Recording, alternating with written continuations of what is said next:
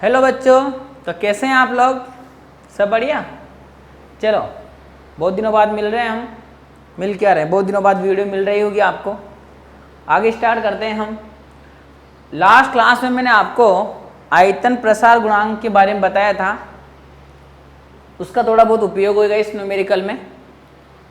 तो न्यूमेरिकल क्या है, क्वेश्चन है बुक का, ये सिद्ध करो कि del Q by del P constant क्या रखना है, टी। सिद्ध करो कि del Q by del P constant रखना है T equal to minus T V alpha, minus T V alpha, जहां एल्फा आयतन प्रसार गुणांक है, वी तो आयतन है और एल्फा आयतन प्रसार गुणांक है। और ये डेरिवेशन होने के बाद आपको ये भी सिद्ध करना है कि इसमें पदार्थों पर दाब के प्रभाव की व्याख्या करो। इससे सॉरी यहाँ आएगा, इससे पदार्थों पर दाब के प्रभाव की व्याख्या करें, यह भी करना है। इससे पदार्थों पर दाब के प्रभाव की व्याख्या बिल्कुल सब करेंगे। अभी हमको जो सिद्ध करना है वो क्या है, वो राव असर दिख रहा होगा। तो देखो इधर, हम तो हमारे पास तो एक ही साथी है, कौन, मैक्सवेल। मैक्सवेल के ऊष्मा गतिकी के चतुर्थ संबंध से, चतुर्थ संबंध से। अब सर ये चतुर्थ संबंध क्या होता है? पहला क्या होता है, टीवी। मेरे पास चतुर्थ में जाना है तो हम जानते थे इनको एक्सचेंज करना पड़ेगा और माइनस लगाना है, मतलब एस यहाँ पी और सर ये तो वी और ये टी। अब इसको कैसे करना है चतुर्थ संबंध में, इसके सापेक्ष क्या कीजिए, आंशिक का अवकलन, कांस्टेंट रखिए इसको, फिर इसका इसके सापेक्ष कीजिए और कांस्टेंट कीजिए पी को, बराबर लगाइए और माइनस। ये हो गया चतुर्थ संबंध। अब चतुर्थ संबंध से चलें तो क्या बनेगा, del S by del P, constant में कौन, टी। इधर कौन बच्चों, इधर है minus del V by del T, constant में कौन है, पी। चलिए, हाँ सर चलिए। ऊष्मागति का द्वितीय नियम क्या कहता है, डेल एस बराबर डेल क्यू बाई टी। यहाँ रखिए तो 1 बाई टी तो बाहर आ जाएगा बच्चों, और ये बन जाएगा del Q by del P, constant में कौन है, टी, और इधर minus del V by del T और ये पी। टी को उधर भेजिए तो del Q by del P और ये टी माइनस टी और del V by del T और ये पी। आगे बात करें तो देखिए आप आगे थोड़ा ध्यान से देखिएगा।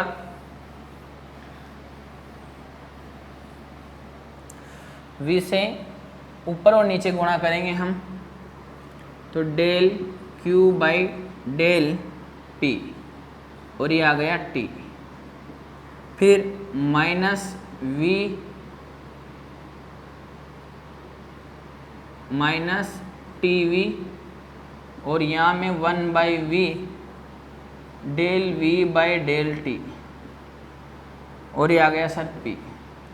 थोड़ा इसको ध्यान से समझिए आप, 1 by V del V by del T, और यदि मैं इसको बाहर निकाल दूँ वी को तो ये राशि ऐसे बन जाएगा और इसी को बोलते हैं हम एल्फा। क्या बोलते हैं बच्चों, इसी को एल्फा। इस वैल्यू को रखिए del Q by del P, ये हो गया T minus T V alpha. हाँ यही हमको सिद्ध करना था। इक्वेशन नंबर 1 दे दीजिए। सिद्ध तो हो गया, अब इससे पदार्थों की व्याख्या कैसे करनी है वह सुनिए। सिद्ध तो हो चुका, पदार्थों की व्याख्या कैसे करनी है वह सुनिए। फटाफट लिखिए इसको, जितना जल्दी हो सके उतना जल्दी लिखिए। यहाँ ये बात ध्यान रखना, माइनस होगा, यहाँ माइनस है। चलें आगे, चलें बिल्कुल आगे बढ़ेंगे। अब दो बातें करेंगे कि आयतन प्रसार गुणांक पॉजिटिव हो और एक आयतन प्रसार गुणांक नेगेटिव हो। ठीक है, दो बातें।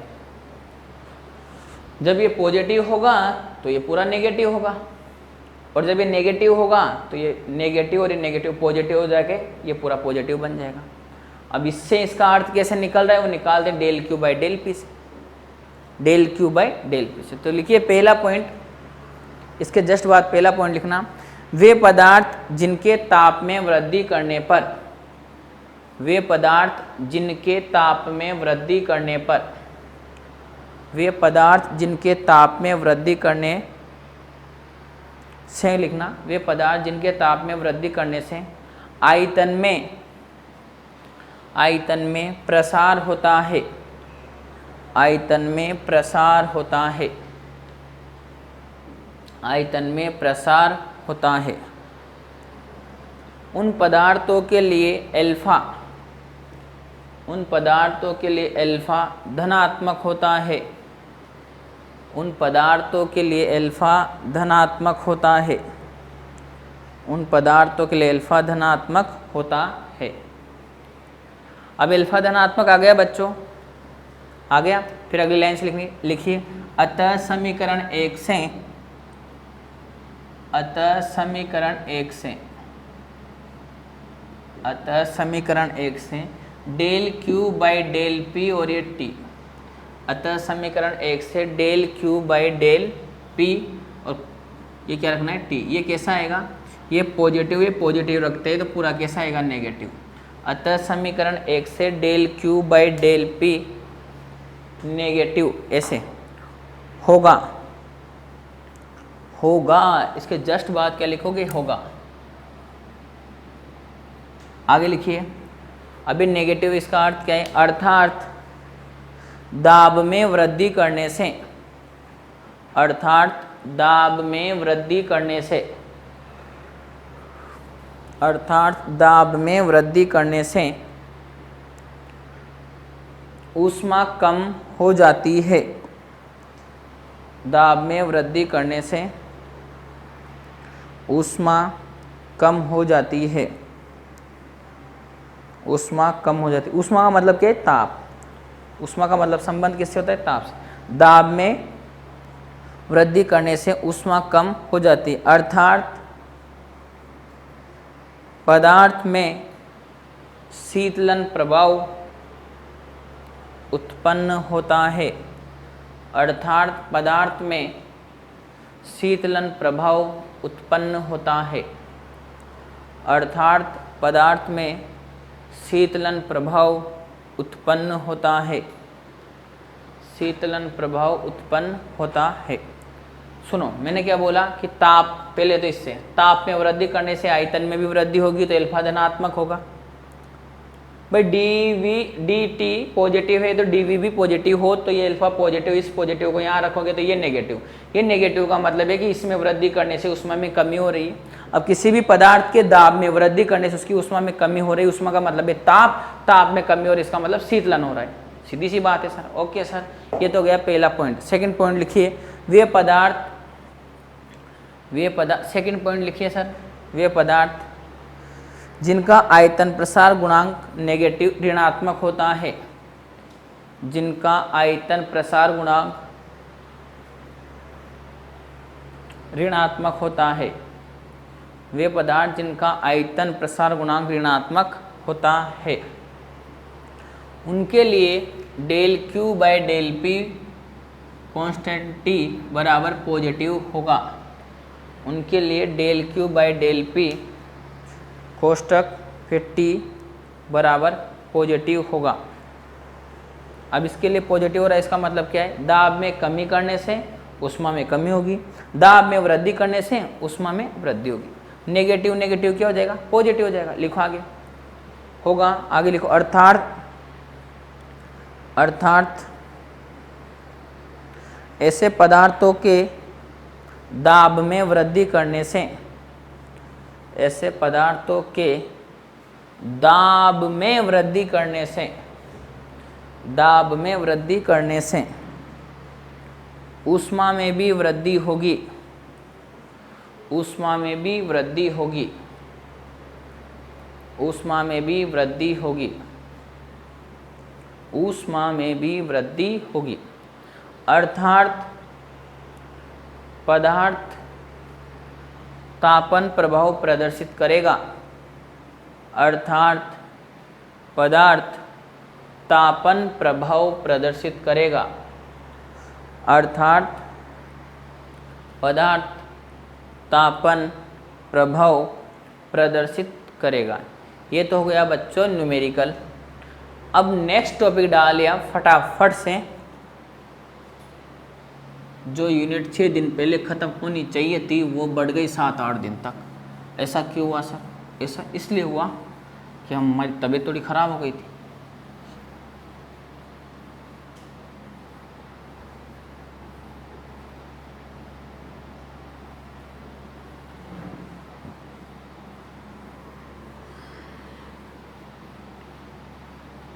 चलो क्वेश्चन लिखो, सॉरी क्वेश्चन क्या, टॉपिक डालो आप, टॉपिक पढ़ेंगे आप।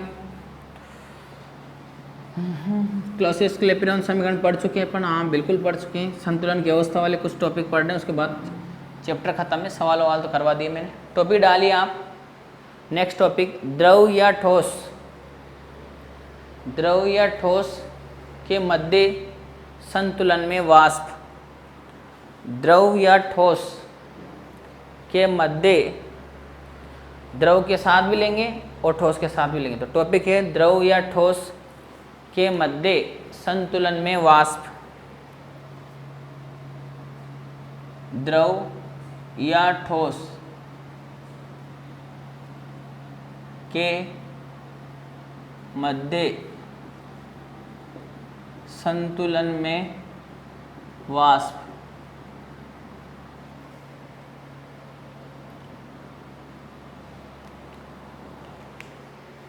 चले बच्चों जल्दी लिखो, जल्दी लिखो, टॉपिक डाल लो।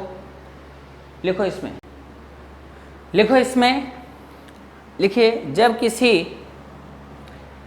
किसी ताप T पर पदार्थ की वाष्प प्रावस्था, जब किसी ताप T पर पदार्थ की वाष्प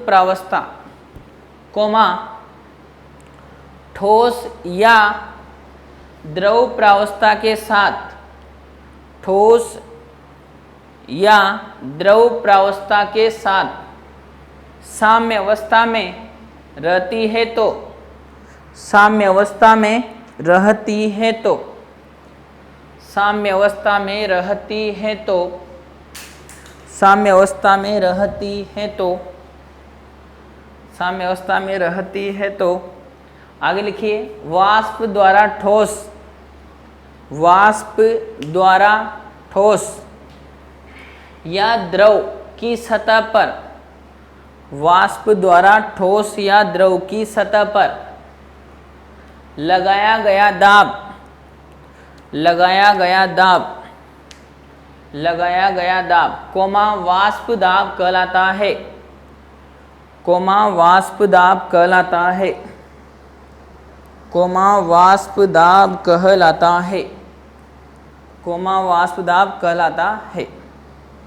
तुम जानते एक पानी, एक पानी क्या, पानी को हम गर्म कर रहे हैं 100 डिग्री सेल्सियस पर, तो 100 डिग्री सेल्सियस पर द्रव भी है वो, और 100 डिग्री सेल्सियस पर पानी वाष्प बनकर ऊपर जा रहा है। तो जो वाष्प है ना, उस पानी की सतह पर जो दाब डालेगी, दाब क्या होता है, बल बटा क्षेत्रफल, जो दाब डालेगी उसी को क्या बोलोगे आप, वाष्प दाब। ठीक है, चलिए अब इसकी गणना करनी है हमें, तो हम उपयोग करेंगे क्लॉसियस क्लैपेरॉन समीकरण का।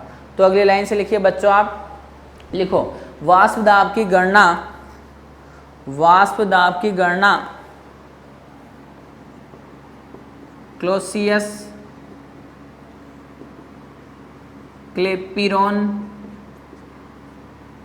वाष्प दाब की गणना क्लॉसियस क्लैपेरॉन समीकरण की सहायता से, क्लॉसियस क्लैपेरॉन समीकरण की सहायता से ज्ञात की जाती है, ज्ञात की जाती है, ज्ञात की जाती है। वाष्प दाब की गणना क्लॉसियस क्लैपेरॉन समीकरण की सहायता से ज्ञात की जाती है। अगली लाइन से लिखना, हम जानते हैं कि, हम जानते हैं कि, हम जानते हैं कि अब क्या जानते हो तुम, तो क्लॉसियस क्लैपेरॉन समीकरण क्या होती है वो सुनो, dp by D T, equal to L by T, और ये V2 माइनस V1।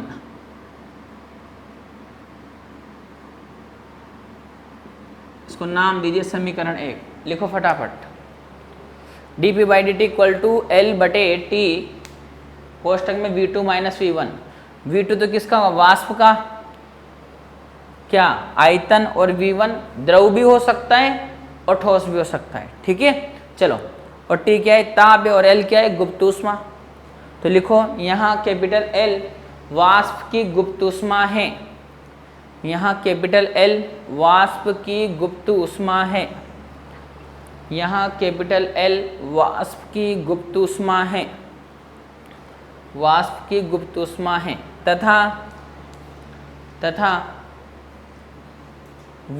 तथा आयतन V2 माइनस V1, तथा आयतन V2 माइनस V1, तथा आयतन V2 माइनस V1 क्रमशः वाष्प व ठोस, क्रमशः, मैंने बोला क्या है वो सुनना ध्यान से, आयतन V2 व V1। जब V2 V1 बोलूंगा तो V2 तो किसका है, वाष्पकार, V1 किसका है, द्रव भी हो सकता है और ठोस भी हो सकता है, तथा आयतन V2 व V1 क्रमशः, V2 व V1 क्रमशः वाष्प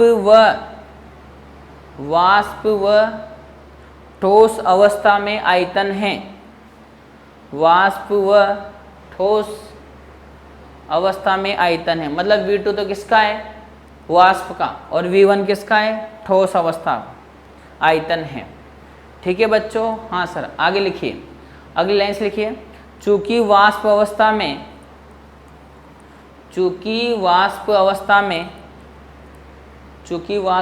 पदार्थ का आयतन या द्रव, पदार्थ का आयतन, चूंकि वाष्प अवस्था में पदार्थ का आयतन, चूंकि वाष्प अवस्था में पदार्थ का आयतन, कोमा, द्रव या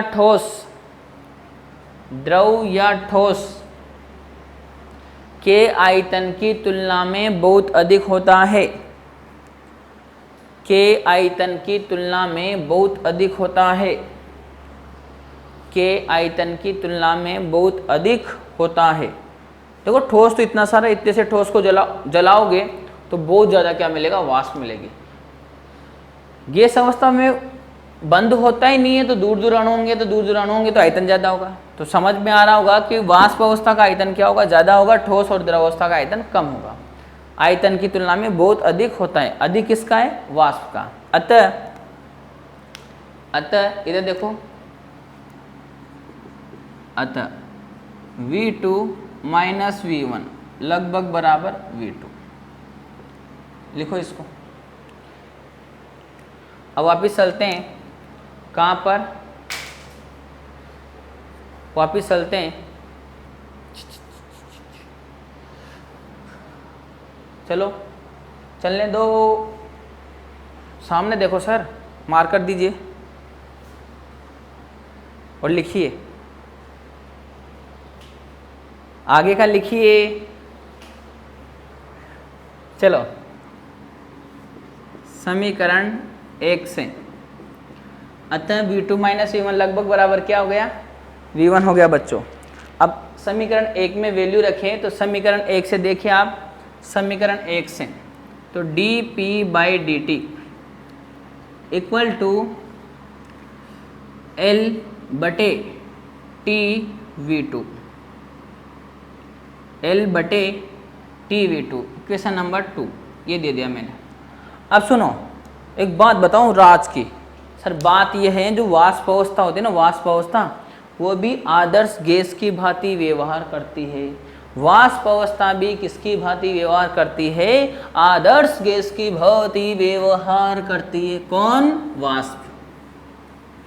वाष्प अवस्था भी किसकी भांति व्यवहार करेगी? आदर्श गैस की भांति व्यवहार करेगी। जब वो आदर्श गैस की भांति व्यवहार करेगी तो आप उसके लिए आदर्श गैस समीकरण का उपयोग कर सकते हैं।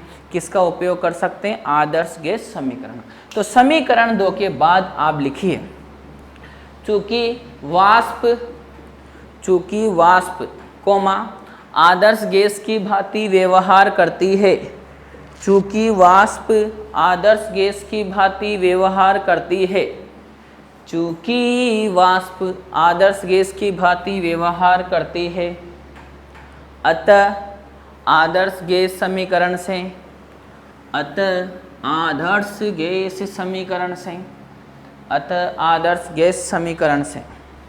किससे? आदर्श गैस समीकरण से। बिल्कुल बच्चों, आगे देखो, आदर्श गैस समीकरण होती क्या है? PV इक्वल टू RT 1 मोल के लिए, पर आयतन क्या ले लिया मैंने? V2 आ गया। यहाँ से V2 की आदर्श गैस समीकरण से PV2 इक्वल टू RT, तो V2 इक्वल टू क्या लिखूँ मैं? RT बटे P। V2 का मान समीकरण 2 में रखने पर dP by dt equal to L बटे T और ये RT बटे P।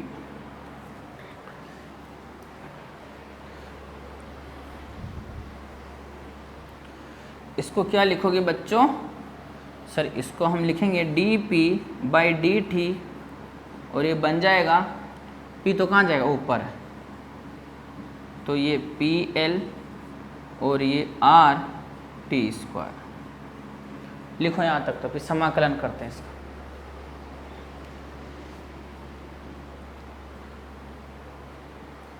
लिख लो फटाफट। अब मैं यहीं समाकलन कर देता हूँ।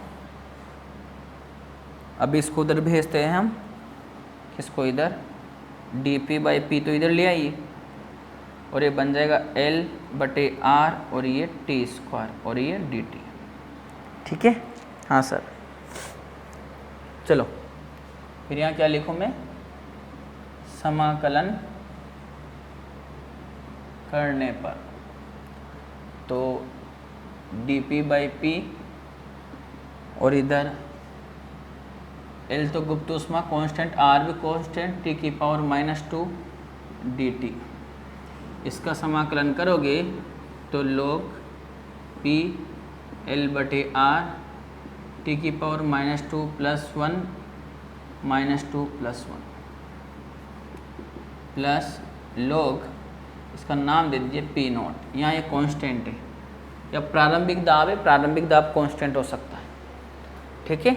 Okay sir.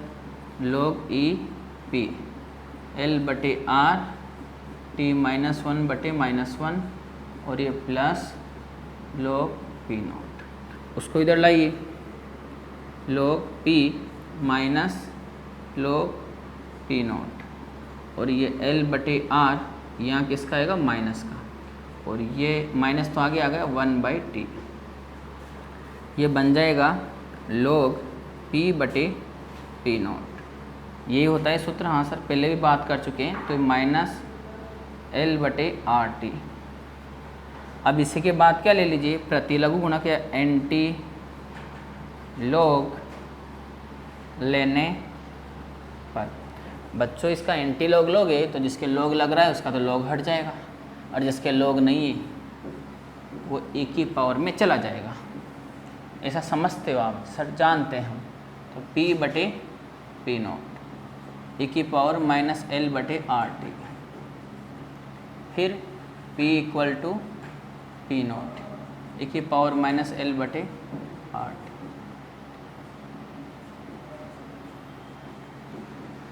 ये लिखो सर आप फटाफट। चरघातांकीय फलन होता है ये। हाँ, इसके बाद ये भी लिख लीजिएगा, P equal to P naught बटे e की पावर L बटे RT।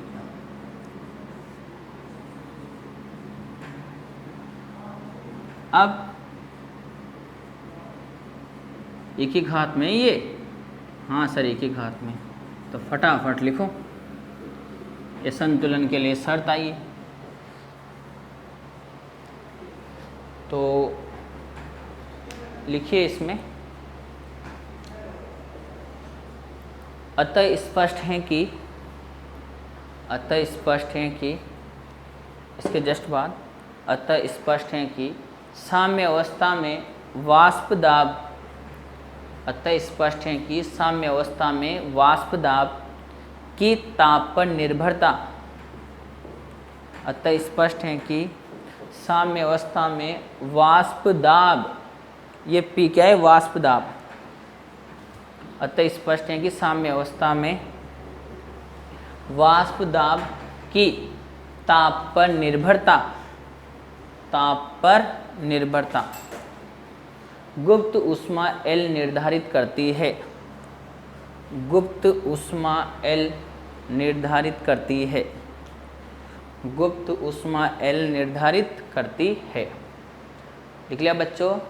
अगली लाइन से लिखना, अगली लाइन से लिखना, पदार्थ की नियत गुप्त ऊष्मा के लिए, पदार्थ की नियत गुप्त ऊष्मा के लिए, पदार्थ की नियत गुप्त ऊष्मा के लिए, पदार्थ की नियत गुप्त ऊष्मा के लिए, पदार्थ की नियत गुप्त ऊष्मा के लिए ताप में कमी करने से, ताप में कमी करने से, ताप में कमी करने से वाष्प दाब चरघातांकी रूप से, ताप में कमी करने से वाष्प दाब चरघातांकी रूप से, चरघातांकी रूप से कम हो जाता है, कम हो जाता है, कम हो जाता है। सर कैसे होएगा कम? सुनो, ताप में कमी करूँगा मैं तो ये पूरा पद क्या होएगा? ज़्यादा, केवल ये वाला। जब ये पूरा पद ज़्यादा तो ए की पावर L/RT की वैल्यू भी क्या हो जाएगी? ज़्यादा। जब नीचे वाला पद ज़्यादा है तो P भी क्या हो जाएगा? ज़्यादा। तो ताप में कमी करने से L/RT वाला पद क्या होगा? ज़्यादा। और L/RT वाला पद ज़्यादा है तो ये तो इसकी पावर है ना सर? हाँ सर बिल्कुल, L/RT ज़्यादा वैल्यू मिल रही है। एक बात सुनो, L/RT ताप में कमी करने से ये पूरा पद बढ़ेगा। जब ये पूरा पद बढ़ेगा तो इसके यहाँ कुछ बढ़ रहा है तो ये भी बढ़ेगा, E बढ़ेगा तो ये नीचे हैं तो P घटेगा। तो क्या आया? ताप में कमी करने से वाष्प दाब भी चरघातांकी रूप से क्या हो जाता है? कम हो जाता है। वाष्प दाब भी चरघातांकी रूप से क्या हो जाता है? कम हो जाता है। चरघातांकी रूप से कम हो जाता है। चलो चलो चलो अगला टॉपिक लिखो, अगला टॉपिक लिखिए, जल्दी से लिखो बच्चों, खतरनाक है। 2 क्वेश्चन है इसमें। प्रावस्थाओं के मध्य, अगला टॉपिक, प्रावस्थाओं के मध्य संतुलन, प्रावस्थाओं के मध्य संतुलन एवं रासायनिक विभव, प्रावस्थाओं के मध्य संतुलन एवं रासायनिक विभव, प्रावस्थाओं के मध्य संतुलन एवं रासायनिक विभव, एवं रासायनिक विभव। लिख लिया? अथवा लगाओ और क्वेश्चन लिखो, अथवा लगाओ और क्वेश्चन लिखो, अथवा लगाओ और क्वेश्चन लिखो।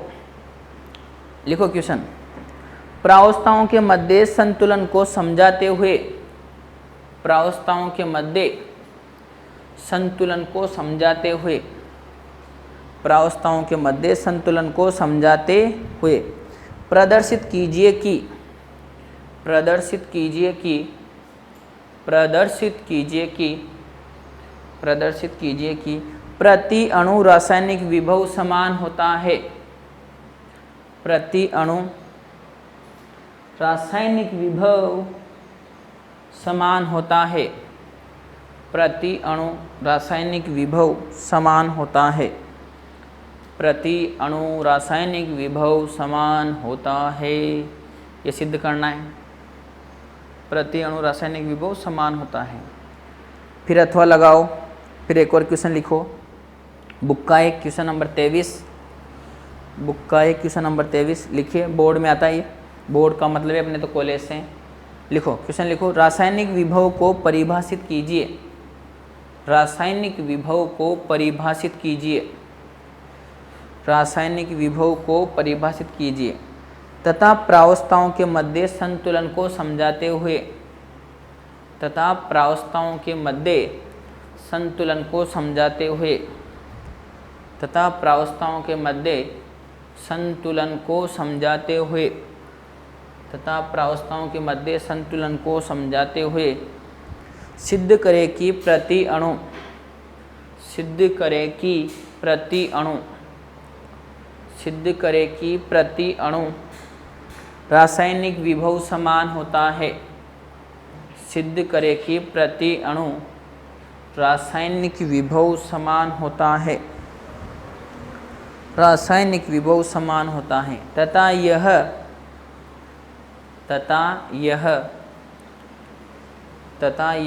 प्रति अणु गिब्स, तथा यह प्रति अणु गिब्स ऊर्जा फलन के बराबर होता है।